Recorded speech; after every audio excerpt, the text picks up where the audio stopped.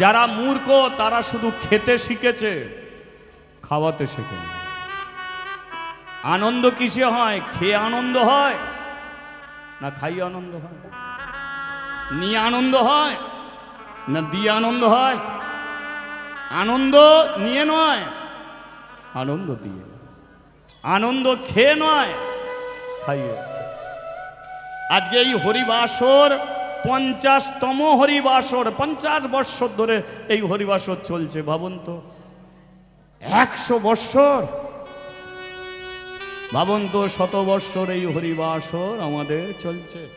কত কমিটি গঠন হয়েছে, কত আবার ছেড়েছে, আবার গঠন হয়েছে, ছেড়েছে, কমিটির পরিবর্তন হয়েছে, কিন্তু বছরে বছরে তো হরিনামটাকে ঠিক ধরে রেখেছে।